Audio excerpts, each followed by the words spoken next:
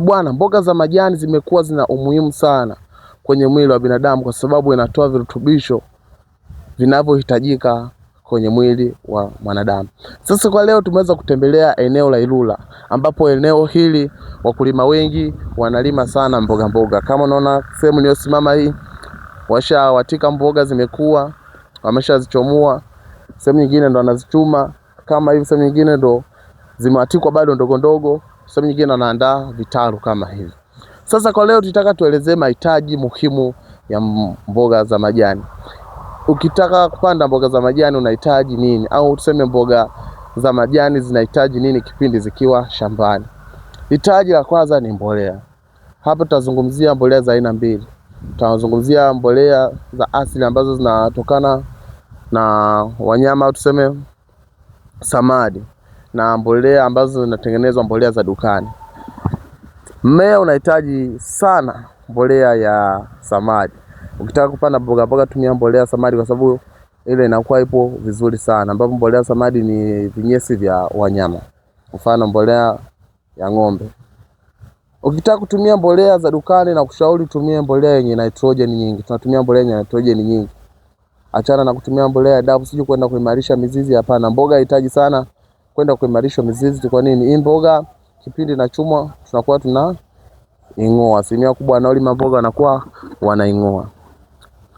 Ukitaka kutumia mbolea za dukani zile za kuweza kupulizia, mbolea za chenga au mbolea za maji, nayo lazima tutadili na mbolea yenye nitrogen nyingi, kwa sababu nitrogen inaenda kusaidia mmea kuweza kukua vizuri na majani yake kuwa imara na kuwa ya kijani. Hitaji la pili, mmea unahitaji mwanga wa jua. Ili mmea uweze kuwa vizuri unahitaji mwanga wa jua, ili ule mfumo mzima wa photosynthesis uweze kukamilika. Kwa hiyo mmea unahitaji mwanga wa jua. Usipokuwepo mwanga wa jua, mmea utadhoofika. Hitaji la tatu, mmea unahitaji maji. Sema unyevunyevu. Unahitaji sehemu ambapo umepanda kidogo kwa kuna asili ya unyevunyevu, asili ya majimaji, ili mmea uweze kukua vizuri.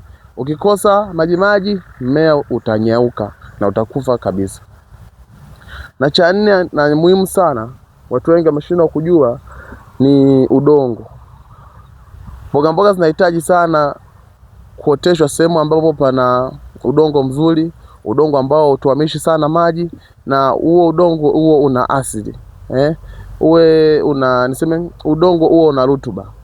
Huo una rutuba ya kutosha. Hapo ndipo mboga mboga zinaweza zikaota vizuri. Sasa bwana, ukihitaji mboga yoyote ili uweze kuatika, karibu dukani kwetu kwa Mnyamanus Agrovet. Tunapatikana Ilula, Iringa. Kwa mawasiliano zaidi ni 0715909759.